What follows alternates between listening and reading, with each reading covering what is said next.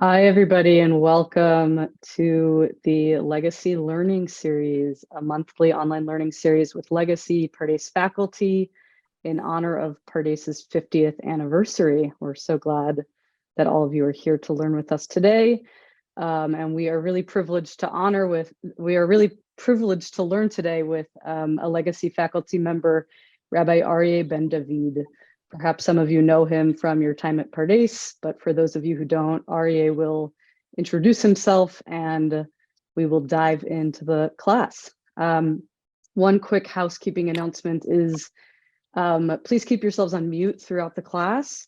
If you have anything that you want to share or have a question throughout the class, you can use the hand raise feature on Zoom to do so, or use the chat feature. So with that, I will turn it over to Aryeh. Shalom, shalom. It's great to see everybody, some familiar faces.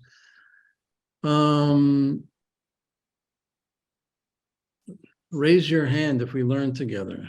Let me just see here. Anyone back from those old days? Hi. Great. Okay, so we're going to jump in. I'll give a brief introduction. First of all, I'm just honored to be here.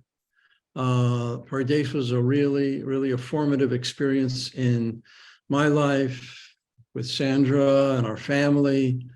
I studied at Pardes actually in 1979 to 1980, the 6th year of Pardes. Okay. I learned the alphabet when I was 23 in 1977, 78. I learned the alphabet and I studied at Pardes. I think there were 20-something students. Mayor Schweiger was still there, There were about 20 students. It was the very beginning. I ended up then, as my parents would say, falling into the abyss, never to emerge, and stayed in Israel and studied for about 8-10 years in yeshiva. And then when I was done with that, around 30-something, I started teaching at Pardes. So I started teaching, I taught at Pardes for almost 20 years, senior faculty, director of spiritual development. And it was just an overwhelmingly wonderful experience, as you well know. Students every Shabbat, Tiulim, closest friends. And I taught there for almost 20 years, still teaching at alumni things. And what am I up to now? Well, for those of you who remember, Sandra and I have 6 kids. They're all married, amazingly. We've got a bunch of grandkids. And since COVID hits, a few years ago, I just said, you know what? I am going to let all the books on my shelf gather dust. Everything, Parsha, Gemara, Halacha, Mishnah, Midrash, everything is going to gather dust. I'm only going to focus on Rav Kook. That's what I said. I hit that age. I'm just going to do what I want to do. And this is really what I do. And it's been night and day, Rav Kook full time for the last 3 years. And I have to say, it's been unbelievably transformative for me. I'm beginning, I feel, to finally figure out what this thing Judaism is. So we're going to be influenced tonight by Rav Kook, the first chief rabbi of pre-state Israel, passed away in 1935. In my opinion, and I'm not the only one to say this, the most important Jewish thinker since Maimonides. So we're going to get a glimpse of Rav Kook tonight. Before we start, I just want to get us into the mindset of how Rav Kook learned. Rav Kook, he wrote a letter home to his father when he was 17 saying, Abba, I just don't think I'm learning well. I'm not getting it. I'm not growing in my learning. I went through the whole Talmud 8 times this year and it's just not getting it. Okay, that's pretty good. How many of you have gone through the whole Talmud? Did you do that, Pardes? Good. Okay, well, he went through it 8 times when he was 17. So that's pretty remarkable. But Rav Kook had this mantra that he would say before learning that I want to bring to our attention because it's a beautiful thing and it's very important. Rav Kook would say, please God, before my learning today, please liberate me from the shackles and chains of yesterday's learning. Did you get that? Please liberate and free me from the shackles and chains of yesterday's learning. In other words, for Rav Kook, it was always about growth. It was always about the journey. It was always about change. Rav Kook didn't learn in order to validate anything that he already thought. If you're going to validate, then what's the point? Always to liberate and change us. So I hope what we do now for the next, few minutes is going to liberate us, is going to shake us up a little bit. Okay, that's the goal here, to be shaken up a little bit, to see it new. So let's jump in. You heard the title of today's session is what's the most important line in the Haggadah? Believe it or not, Pesach is just around the corner. I'm not ready yet at all. I'm just still recovering from Purim, but here it comes, ready or not. What's the most important line in the Haggadah? And if any of you want to comment or ask a question, you can just raise your hand, through the reactions. But there are a lot of great lines in the Haggadah, Maybe Rabban Gamliel, everyone has to say Pesach Matzah Moror. Maybe B'chol Dor V'Dor Omdin Aleinu L'Chalotenu, every generation they want to destroy us. Maybe Dayenu. Maybe the wise son, maybe everyone is hungry, come in. I mean, it's endless how many good lines we have from the Haggadah. But in my opinion, okay, this is just me. There's no fact here. Every opinion is different. In my opinion, the way we discover what's the most important piece of something is seeing how it concludes. What's the destination? Where is it going? What's the GPS? What GPS did Judaism put into the Haggadah? After we go through everything in the Haggadah, what do we get? Where do we end up? That's the question. What was the destination that was put in the GPS on Leil Shiurim, on the night of Pesach? What was the destination? Where do we end up? And we know where we end up. After all, Kadesh, Urchatz, everything, we end up with L'Shana Haba B'Yerushalayim. So we're going to talk now because, in my opinion, that's the most important line of the Haggadah, which is difficult. This is difficult because I don't know about you, but by the time we get to the end of the Seder, we're exhausted. We're done. We're finished, like 4 cups of wine, we don't drink grape juice. And now we've had the custom of 5 cups of wine, actually. 5 cups of wine, matzah, food, relatives, talking. I mean, give me a sign of life here, nice people. How many of you are exhausted by the end of Seder? Anybody here? I'm done. I'm totally done. And then, so how are we going to focus on this last line? It makes it hard. But this is where we have to go, because this is the final step. The whole Haggadah is the Seder. It's an order, 1, 2, 3, 4, 5, 15 steps to get us to the destination. And the destination is very interesting. L'Shana Haba B'Yerushalayim. We say that twice a year. We say that at the end of Yom Kippur, at Ne'ilah, and we say it on Leil Pesach. L'Shana Haba B'Yerushalayim. Which is kind of weird, because, we just finally left Egypt and we're celebrating leaving Egypt and we're on our journey. And thank God we're on a journey. Everything about Pesach, everything about the Seder is thank God we made the journey. We got the plagues, and we have the wine, and we have all the symbolism and the story, and it's all about leaving Egypt and crossing the Red Sea and everything. And then we talk about Jerusalem. And then we talk about coming, Jerusalem, Eretz Yisrael. Well, it seems coming out of left field here. So think about that for a moment. Well, how do we start the Seder? We start the Seder with the saying, Shana haba b'nei chorin. Next year, we're going to be free people. Now we're slaves. Next year, we're going to be free people. So we start the Seder talking about next year. Did you ever notice that? We start the Seder talking about next year. Next year, we're going to be b'nei chorin. Next year, we're going to be free people. We're not going to be slaves anymore. That's our aspiration. What's our yearning and aspiration? We want to be free, b'nei chorin. We want to be free people. But then we go through the Seder. And we drink 1, 2, 3, 4 glasses of wine, and we have the matzah, and we have the whole story, and we're connecting, and we say Hallel. And by the end of the Seder, it's not enough to be B'nai Chorin. That's not enough. It's not enough to be free people. Now our aspiration is much greater. Next year, Shana Haba B'Yerushalayim. Shana Haba B'Yerushalayim. So this is a journey that we grow during the Seder. We don't just journey from Egypt to freedom. We journey, listen carefully, we journey in our yearning. We journey in our aspiration. We journey in what we want. Look, I always tell students, you meet a new student, you meet a new friend, you meet somebody, you meet a new person. What question do you ask? What question do you ask? You want to get to know that person. What question do you ask? You ask, what's your name? What do you do? Where are you from? Okay, that's social. I get it. But if you really want to get to know that person, if you want to have a little bit of a soulful conversation, get to know that person really, the question to ask is not where are you from, but where are you going? What do you want? What do you really want in life? What do you want? What's your dream? I don't care if you're 15 or 95. We all have dreams. What's your dream?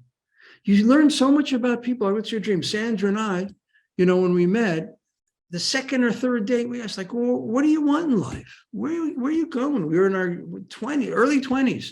And that locked the deal because, we didn't really know each other but our dreams were harmonized.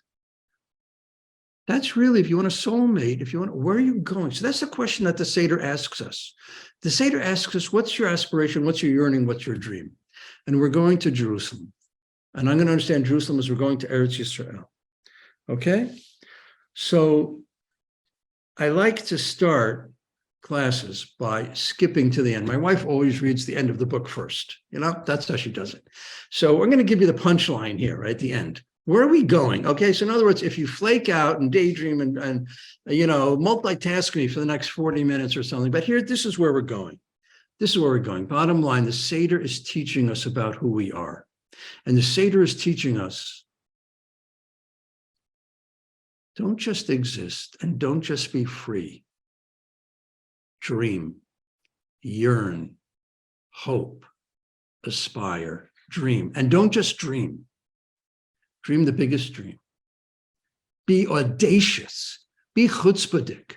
Dream the greatest dream. And what's the greatest dream, as we're going to see here?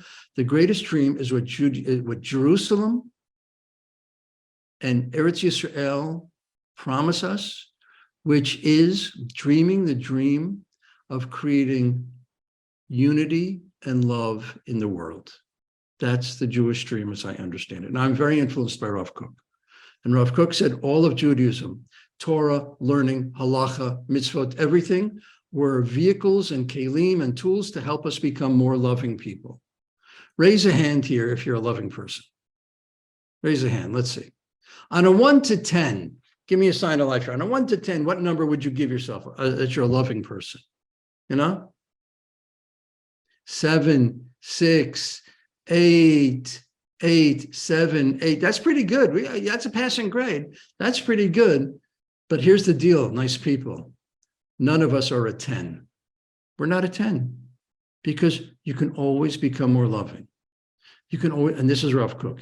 All of Judaism was the vehicle to become more loving. The Seder is the vehicle for waking us up to our dreams. Some people sleepwalk through life. Wake up to a bigger dream to bring harmony and love into the world. Okay, that's all introduction. Let's jump in. I'm going to share the screen. Very high-tech of me. Let's see if this works. Ta-da! Everyone see it? We're good? Okay, so here's our the Shana Haba B'Yerushalayim. We're going to jump in. These are all from Rav Kook. They're from a book called the Shmona Kvatzim, the 8 Diaries, that he wrote, listen carefully, to himself over the span of 30 years. Rav Kook wrote to himself in his private diaries. He used to put himself into a mystical trance and write only for himself. He died in 1935. These diaries were revealed to the public. They came out in about 20 years ago. okay, 30 years ago. So for 50 years after his death, we didn't know about these. Only his family kept them private, and then his family brought them to the public. These are his private diaries that he wrote usually after midnight to himself. And we're going to start off. 1, estrangement from mystical truths obscures the awareness of the holiness of Eretz Yisrael. For such people, the yearning for redemption is but a marginal issue and does not penetrate the depth of their Jewish identity. What is Rav Kook saying? Don't be estranged from the mystical truths. You know, we learn, we think, we're smart, we're intelligent.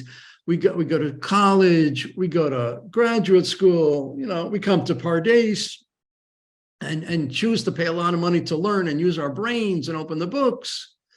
And that's good. That's good.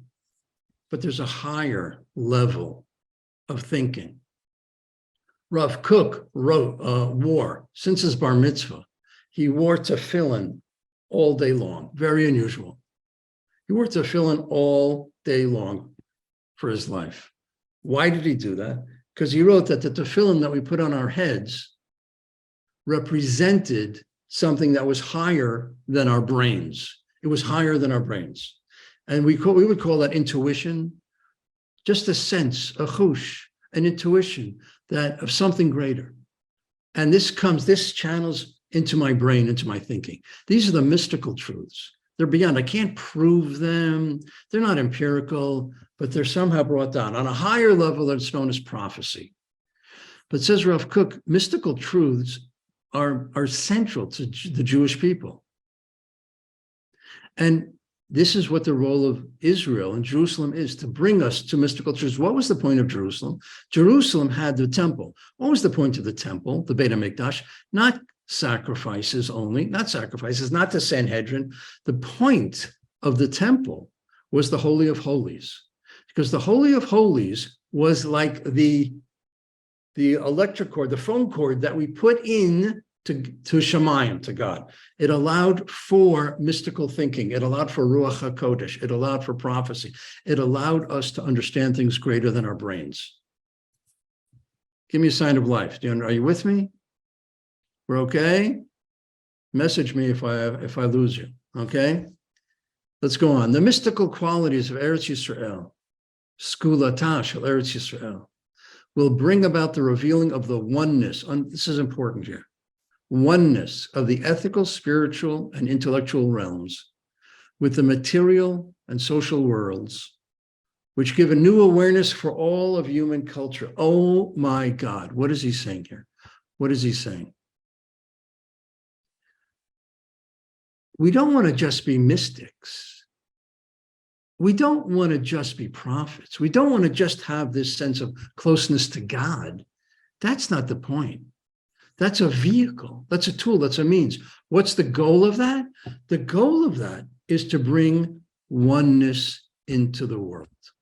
To bring oneness into the world. So here we're going to do a little bit of trigonometry. Everything about Rav Kook is oneness. Okay? Now let's go back to 7th grade. Are you ready? Ready when we said, X, let me get this right. I didn't do so good in trigonometry. If A equals something and B equals, if A, oh my God, I might not get this right. Here we go. Let's try it again. God is the force of oneness, right? Shema Yisrael, Hashem Elokeinu, Hashem Echad. God is oneness, monotheism. God is oneness, right? I think we should translate, Hear, O Israel, the Lord our God, the Lord is one, not as one, but as oneness. Oh, thank you, Deborah. If A equals B and B equals C, then A equals C. Okay, Deborah, there's that Harvard education paying off. See that? So if God is oneness and we are created in the image of God, then we are also oneness. We are also forces of oneness. We have a soul. Nice people. Give me a sign of life. Do you have a soul here? Just put up a finger. Anyone have a soul here? What does this do? What does your soul do? Does it just go, oh, when you see a sunset? Does it go, oh, when you see your granddaughter taking her first step? Does it go, oh, when you see the sun, when you're walking on the beach and no, that's not the role of the soul. The soul talks to us and conveys to us. It animates us. It's our life experience. It teaches us who we should be. Rav Kook says our soul is always talking, communicating, whispering, praying to us. Our soul is alive. And what is our soul saying? That's a real question. What is our soul communicating to us? What is my soul doing? I know what my body is saying. My body is saying, eat, sleep, enjoy. What is my soul saying? So Rav Kook says, it's very simple. My soul is saying, be a force of oneness. If God emanates, what does oneness do? God emanates oneness in the world. God, like the sun emanates light, oneness emanates oneness. Those are the rays of oneness in the world. And that's what we call spirituality, oneness. I worked as a Hillel consultant for 3 years, went to about 50, 60 campuses. And I asked the students, when I say the word spiritual, what's the first word that comes into your mind? And the most common word, amazing for these college students, was connection. That's the word they used. And I thought that was very deep. Connection to nature, connection to history, connection to people. Connection. Spirituality is a form of connection, oneness. So we are forms of oneness, forces of oneness. And that's part of this mystical quality. Look at Rav Kook again. The mystical qualities of Eretz Yisrael will bring about the revealing of the oneness of the ethical, spiritual, and intellectual realms with the material and social worlds. Judaism should be, and the Jewish people should be a force of oneness in the world. Unity, harmony in the world. That's who we should be. Now, yes, I live in Israel. I read the newspapers. I get that that's not exactly what the headlines of the papers are saying today. I get that. That just, is just more, fuel for breaking my heart. But this is what we aspire to. And when this happens, says Rav Kook, which gives a new awareness for all of human culture. Panim chadashot l'kol tarbut. This is what we want to bring to the world. This is what we want to bring to the world. An awareness. So let's summarize until now. We say Shana Haba b'Yerushalayim. What should that evoke in us? What should we think then? What should we think then? What should happen to us? Well, we should wake up to the dream and power and mystery of Jerusalem and Eretz Yisrael, which is the force which evokes in us the yearning to be a force of oneness in the world. What do I want in the world? I want money, I want family, I want happiness, I want career. Good, all of those things, good. But Judaism says, go deeper. Dream a bigger dream. Dream about harmony. Dream about a world in the image of God. Dream. You know a person by their dreams. I'll tell you a Pardes story as long as we're together. Okay? So I still lead these spiritual retreats to the desert during the summer program. And it was a little bit of hiking, pretty, serious hiking. And we'd go to the desert for a week. Great experience. So we were gathering for an opening circle at Pardes, seeing who's going to come. And lo and behold, there's this guy in the opening circle, and he's like 75 years old. And I'm saying to myself, hey, all the Pardes students are like 25, 30, he's 75 years old.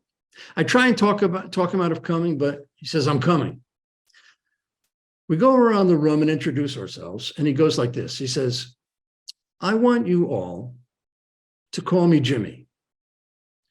For the first 75 years of my life, I hated the name Jimmy and demanded that everyone call me James.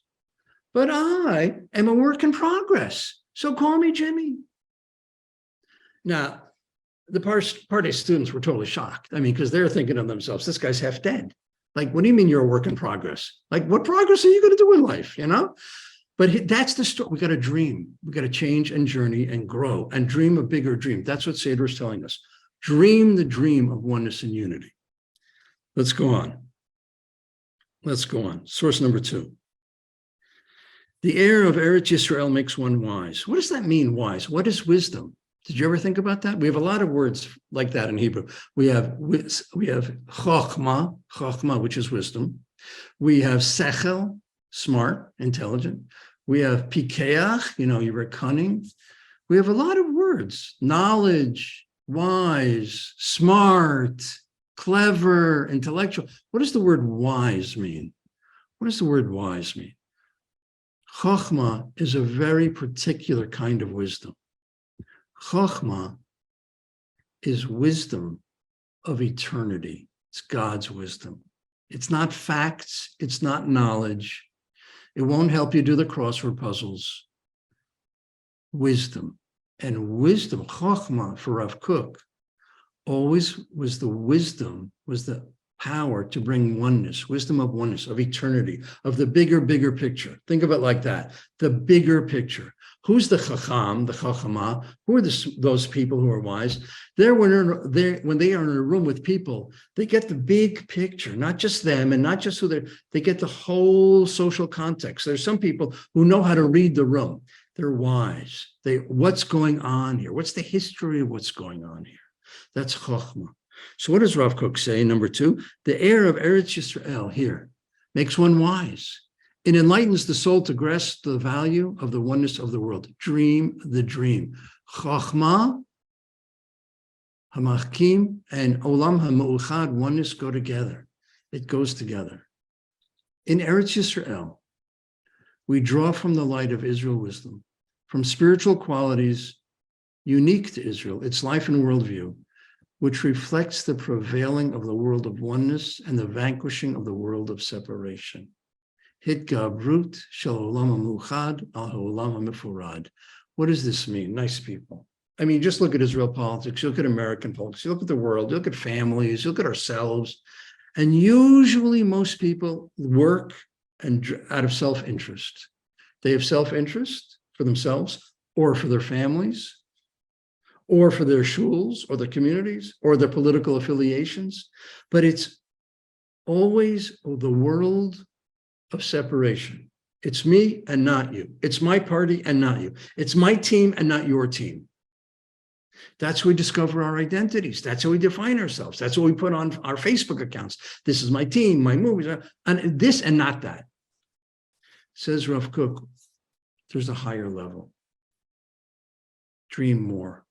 There's a higher level, which is the world of oneness, vanquishing the world of separation. Work for harmony. One of the great sadnesses and tragedies we have in the world is that my side wants to defeat your side. Rav Kook said 100 years ago, listen to this, how relevant it is today. Rav Kook said 100 years ago that every political party and every movement should say to themselves, what are my flaws and what is the sliver of truth on the other side? Usually we say just the opposite. What is my truth and what's the flaw on the other side? Rav Kook said, when you look at your own flaws, you, your family, your team, your party, your religion, and you look at the truth on the other side, that creates the soil for oneness, for working together, for harmony. Okay, we the Jewish people, we're chosen. We're the chosen people. And Rav Kook writes, and you know what? God chose every nation. Every nation is chosen for something different. Every nation is chosen. So there's never us in the goyim, chas v'shalom. It's always us in the world of nations. Oneness, oneness. Okay, you know what I'm going to do? Let's open it up for a moment. I'd love to hear your voices. Before we dive into the next section, any comments, thoughts, questions from anybody here?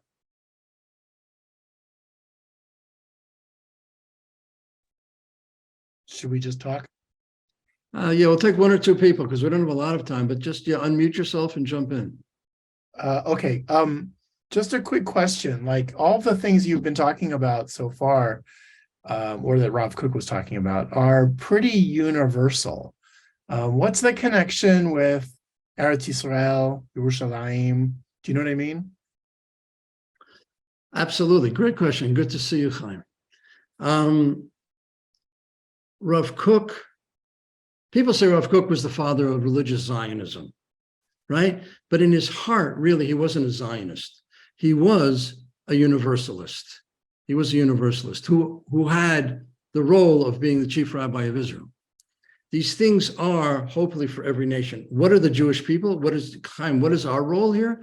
Our role is to be the catalyst, because if you asked the Canadian government, the French government, the Australian government, the Brazilian government, the American government, what is your dream?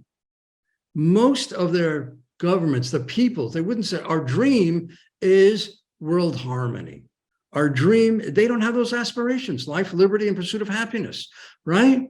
I mean, if you ask somebody from, Albania, what's the dream of your country? I don't know what they would say, but it's probably not, we want to play our unique role in bringing about world harmony. And until that happens, I'm incomplete. I'm not done. So what we have, Chaim, is the awareness. And what is Eretz Yisrael in that? Eretz Yisrael brings us the opportunity. First of all, it's the mystical quality of Eretz Yisrael, the air, the soil, the something which is impossible to understand or prove. And secondly, it's the thing of all of us being together to create a nation that has a national dream like that. Not an individual dream, not a shul dream, a national dream to impact all the other nations like this. We're the catalyst. We don't want the rest of the world to become Jewish. We just want the rest of the world to get along. That's where we're going here. And we're the wake-up call. That's who we are. We're the wake-up call. And one more. Anybody, any comments or questions before we keep going? Okay, let's keep going. Aryeh, I have a question. Yes. How does your answer fit in with the description of Am Yisrael as an Am Kadosh, as compared to other people in the universalist perspective of Rav Kook? Say it again, Steve. How does the concept of being an Am Kadosh, God says, I am holy and you are a holy people. How does that relate in the universalist perspective? Is God saying that all people are holy? All nations are holy? All nations have a different dream. It's like a symphony. Every nation has an instrument. You got the violin, the percussion, the trombone. Every nation has an instrument in the symphony of humankind. We are the conductor. Now, without the rest of the instruments, we're pointless. We can't do anything, right? Am Kadosh means, as Rav Kook would say, bring the aware. You are imbued with the ability to bring an awareness of the beyond to the rest of the world. Kadosh mean the beyond, the transcendent. Bring that sense that there's something more than physical pleasure, physical success, your work, your career, your fame. Bring the awareness to the world that there's something more than that, right? There's something bigger. And that's our role. That's the Am Kadosh. And then every other nation has a role to play to bring to the world also.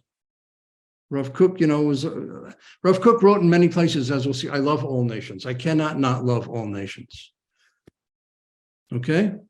So this is bring the awareness of something beyond. And this is what we want for our kids. Any of you parents here, didn't you want this for your kids? You want your kids to succeed, but you want them to be mentioned. What is mentioned? Be kind to everybody, be bigger, be loving, right? Be bigger, right? Right? I can't tell you as an Abba, how many times I was so in love with my kids that I was kind of a little jealous of the neighbor's kids. And, why should he make the team? What about my kid? And why does she get that role? What about my kid? I was zealous for our kids.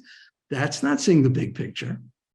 Rav Kook is trying to expand our love and expand our love.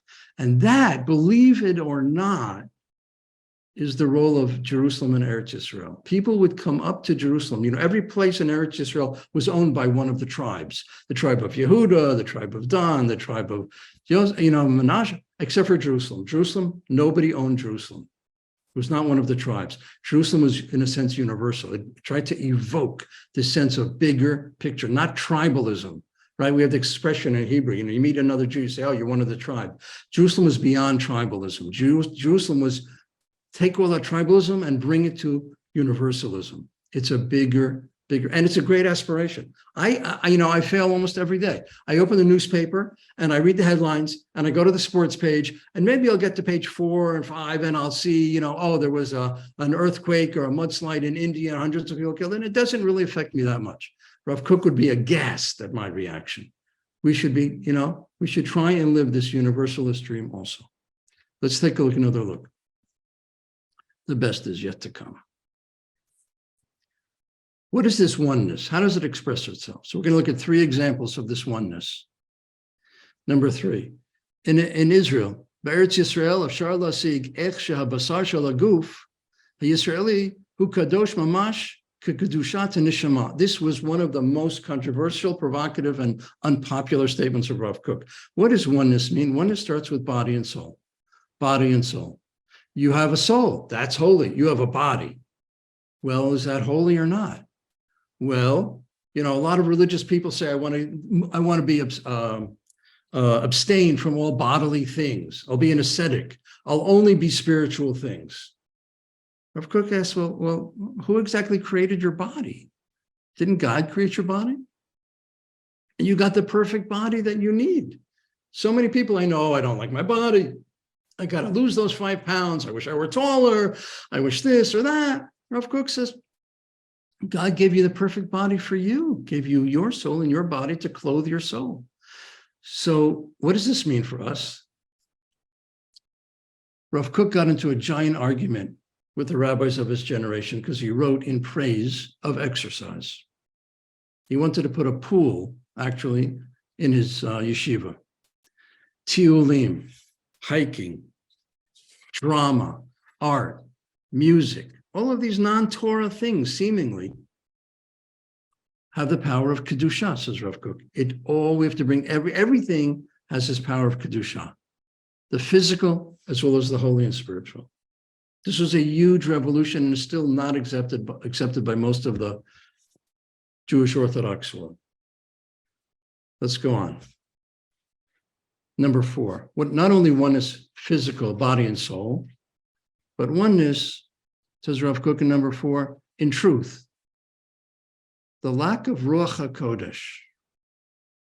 HaKodesh, this spiritual intuition, these lightning bolts from God, these guidance from God. The lack of Ruach HaKodesh for the Jewish people is not just an extra bonus which is missing. It's not a tosefet. It's not like dessert, which, okay, I like dessert, but if we don't have it, we're okay. That's not Ruach HaKodesh. It's not just an extra bonus which is missing and needed for their fulfillment. Rather, it is a flaw and a sickness. Machala.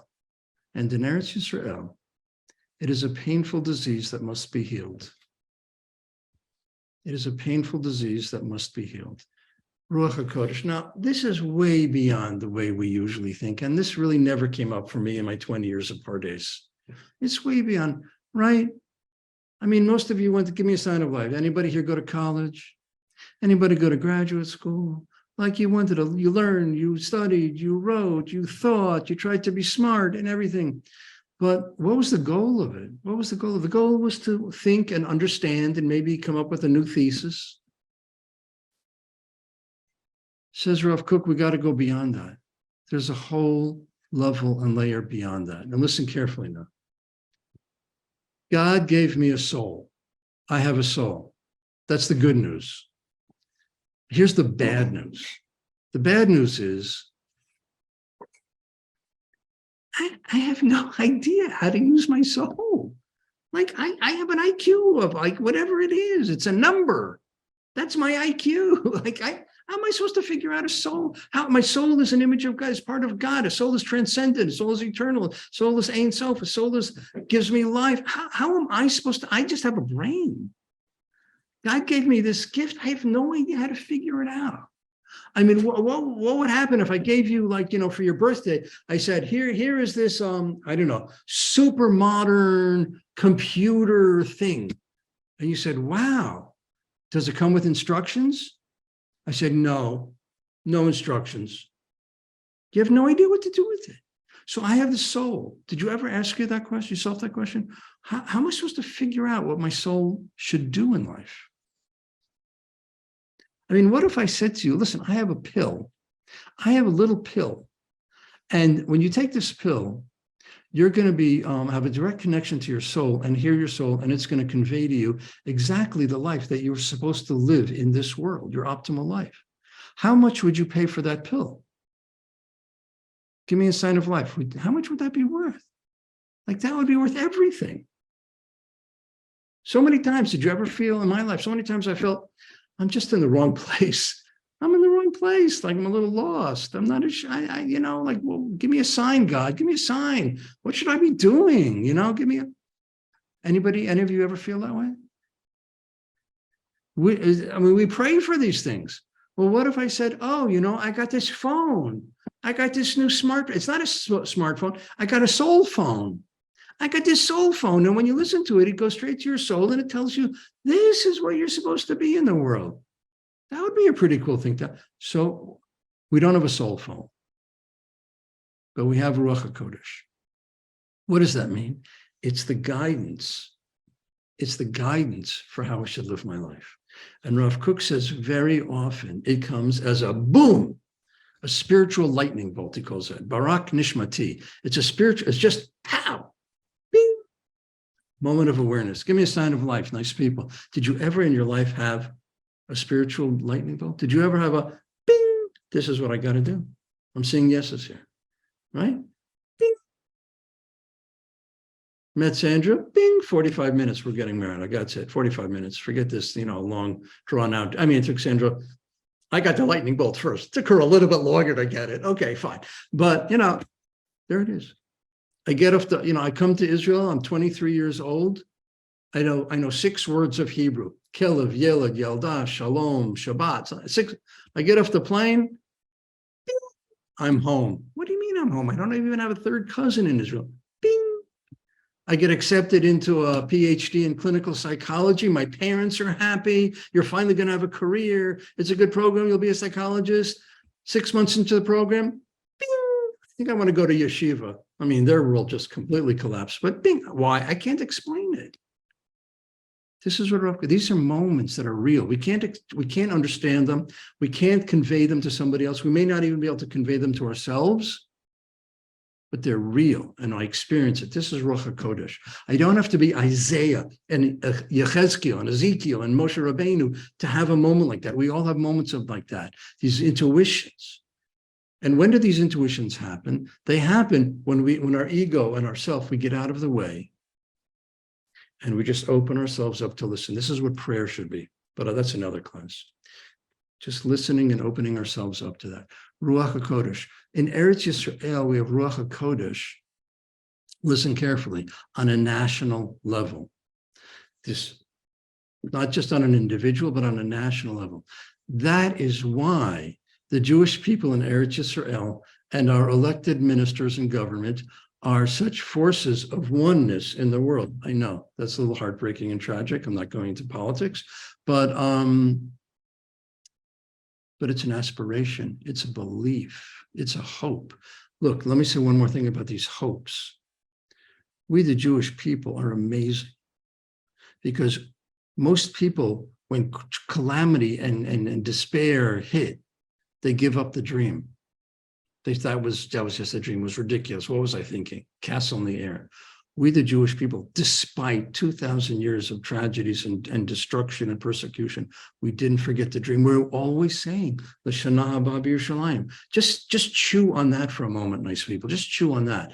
What audacity and perseverance we have to say, Shana haba b'Yerushalayim. We're in Minsk or Pinsk, and we'll never get to Jerusalem. And nevertheless, we turn and face Jerusalem. Shana haba b'Yerushalayim. This is a miracle, the Jewish people, to dream this. This year, we've got to be awake at the end of Seder to get this. All right, last one, and maybe the most important one. Says Rav Kook, when the desire to come closer to God stirs in a person, then the love for all humanity expands in one's midst. Ahavat kol habriut. Says Rav Kook, Ani ohev et hakol. Eini yachol shalom le'ehov et kol habriut. Kol habriut. Et kol ha'amim. I cannot not love all people. Rav Kook's wrote again and again in his diaries to himself about his love.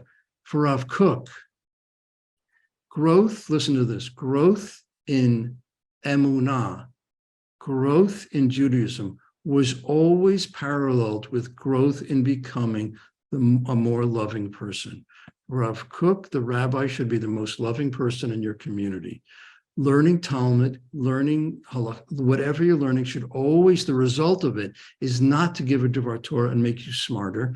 The result of it was always to become a more loving human being. Now, I have to, confess, in my 10 years in yeshiva and my many years of teaching, I didn't realize this, and I want to mevakesh slicha and apologize to all of my former students, okay? But for Rav Kook, this was self-evident. I read this story one time of Betzalel Naor, who was a Rav Kook scholar, and he went in when he was in his early 20s to talk to Rav Kook's only son, Rav Tzvi Yehuda Kook Zal, and Rav Tzvi Yehuda was in his 80s, and he got an audience to go see him, and he was terrified to go to see the Rosh Yeshiva, Rav Kook's son, and he tried to think of a really smart question to ask. So he went in and he asked Rav Tzvi Yehuda Kook, Rav Kook's son, he said, how much did your father love the Jewish people? He thought that was a good question to ask. And Rav Tzvi Yehuda, 80-something years old, leans back in his chair and just starts laughing and laughing, and he can't stop laughing. And Betzalel goes, whoa, what's up? What's so funny? He goes, and the Rav Tzvi Yehuda goes, how much did my father love the Jewish people? My father loved the chair you're sitting on. My father loved the plant on my desk. My father loved every cell of creation.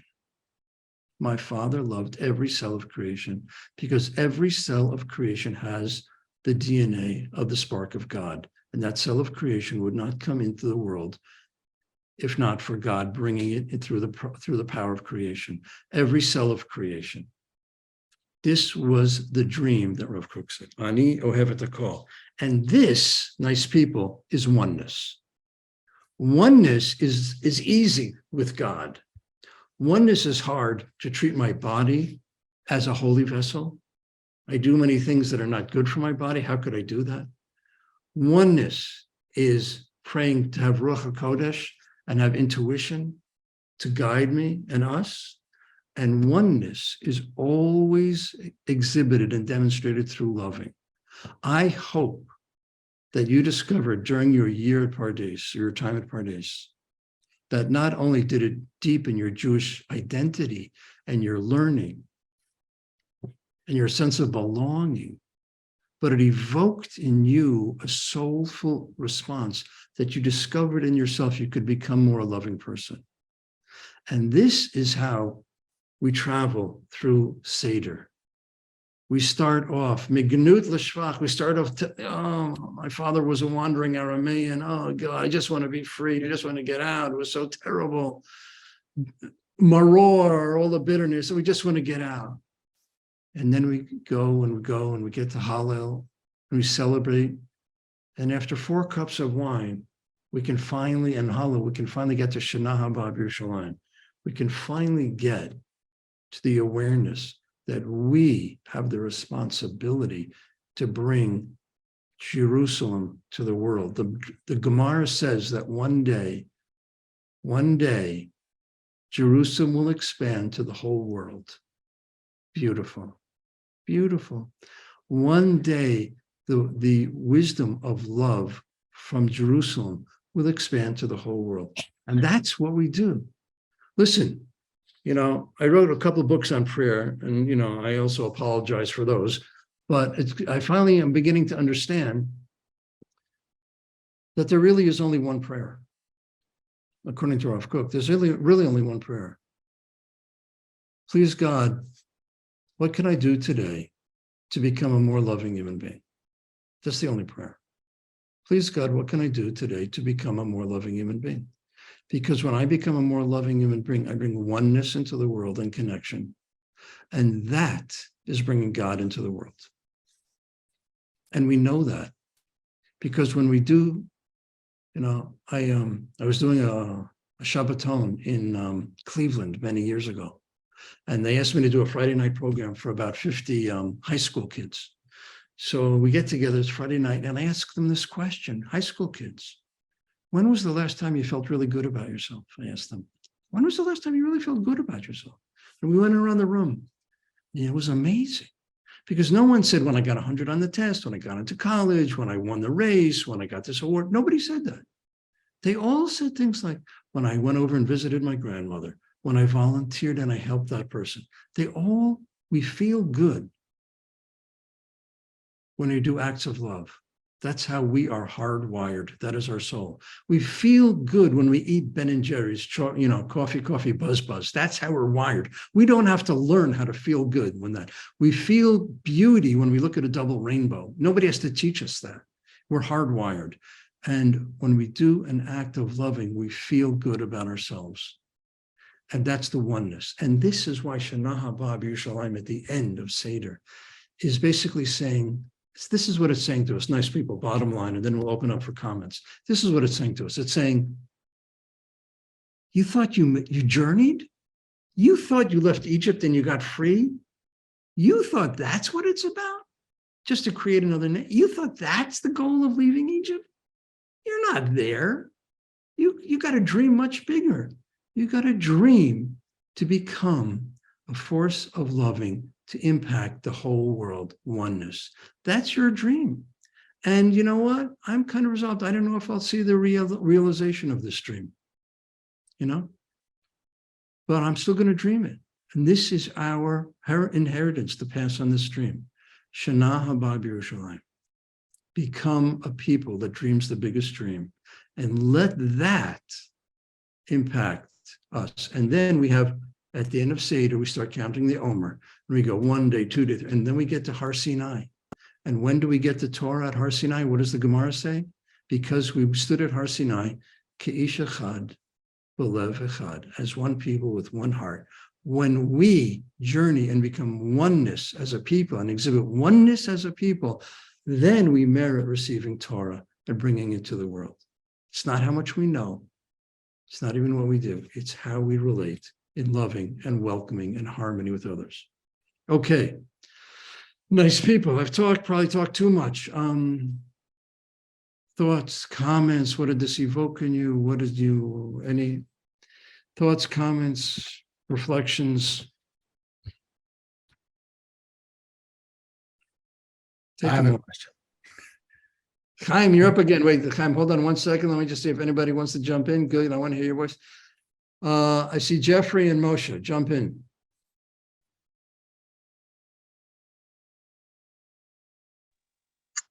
Should I go first? Yeah, Jeffrey and then Moshe. Jump in. Okay, so I find this really fascinating in part because I guess I never thought that much about this line at the end of the Haggadah. I always took it, I guess literally, right? Next year we'll do the Seder in Jerusalem. That would be nice, right? And I guess, tell me if I'm wrong about this. It seems like one of the messages here, or one of the lessons is, this idea is tied to this. The statement at the end of the Haggadah is a redemptive idea. It's you'd say, philosophically, it's what's the term? Eschatological, right? It's about the purpose of the universe.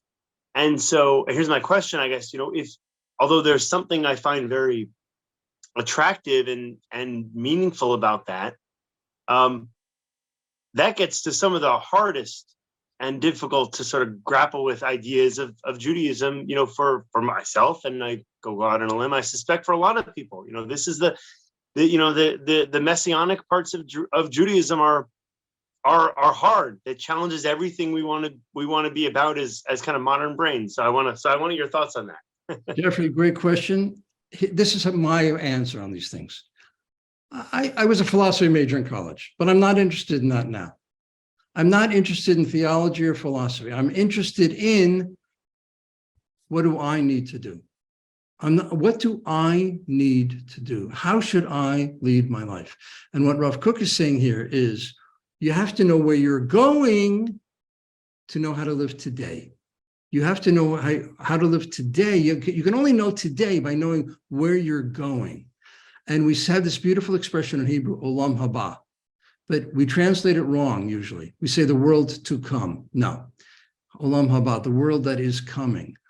The world that is coming. I may not live to see the eschatological end of days, but right now, if I live in harmony and aligned with that energy, wherever I am, I live a harmony aligned with that energy in that journey. I am living olam haba right now.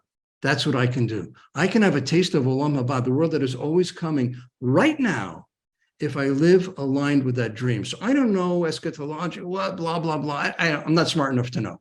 But right now, this helps me live with supreme meaning.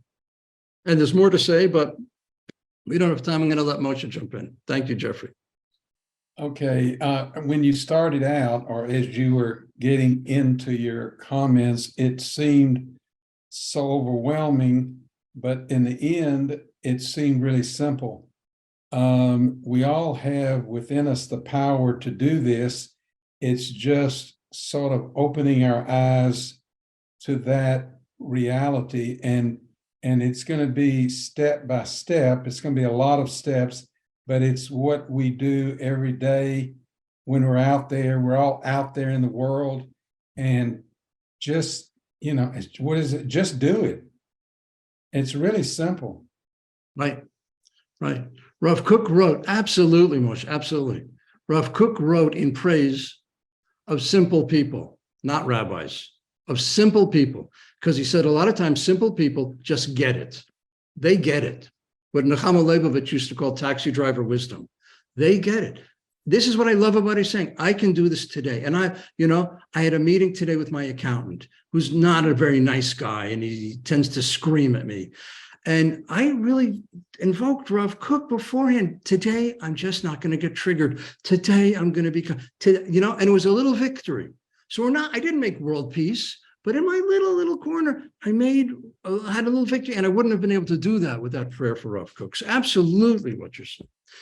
Noah, we're going to let you have the last word. I'd like to go forever, but I think Jordan's going to cut me off. I'm sorry, Chaim, but Noah, you're going to have the last word, and then we'll hand it over to Jordan. Well, thank you. This I find incredibly difficult. I'm disagreeing with Moshe Worthen with all due respect, and I disagree with you, Aryeh. 25 years ago, you had much more tachlis, like raise your kids, lefi darcho, which I would do, like raise your kids according to who they are. How are you going to pray? Drop into who you are. That was much more concrete and like tangible. This is really hard, I find, what you're asking us to do, because it is the world. I'm older, I'm 25 years older. The world is hard, and to sort of bring this soulfulness right into your everyday, to find the spark of truth in your opposition and to find your flaws. It's like tough. I mean, I find this very beautiful, but very like a big challenge, a big ask from Rav Kook / you. And it's so nice to see you. Thank you. It turned my world completely upside down. I hear you. Turned my world upside down, but it's doable. That's what the beautiful thing is. Look, for me now, everything is a trigger to become love. As mezuzah, you kiss it, what? Become more loving. Kosher reminds you to become more loving. Everything is they're all signposts. Judaism are signposts. Bing, bing, bing. Reminder. You're created in the image of God. Reminder. Your soul wants to love. Everything is reminder. Because the world takes us off track, and the world beats us up, and the world disappoints us, and it's easy to get cynical and bitter. And Judaism says, no cynicism. The world is a beautiful and broken place, and we are going to make it even more beautiful in our little way. It's hard. It's overwhelming. And if I were to give you child raising advice today, Noah, I would just say, just love them. Just love them. Let them know that they're loved. We're so fragile. We need to know we're loved. Thank you. Thank you, nice people. I'm going to turn it over to Jordan. Thank you. Thank you so much, Aryeh. And before everyone hops off, thank you all for coming and for your participation. It was such a wonderful shiur. Aryeh, thank you so much. And thank you for your many years of teaching at Pardes. We're lucky to have you. I just want to share briefly about a couple of more learning opportunities with Pardes Online. Tomorrow we're starting a class called Unlocking the Haggadah. This could really be seen as a precursor to that. So at the same time tomorrow, we have a class with Rachel Berkovitz on Manishtana, and I'll send out details for that in an email following this class. Next month, there won't be a Legacy Learning Series class because of Pesach, but we'll pick up again in May with Leah Rosenthal on an intimate conversation with God. Again, more details to come. Thank you again, Aryeh, and thank you all of you for joining us today, and you should have a Chag Sameach.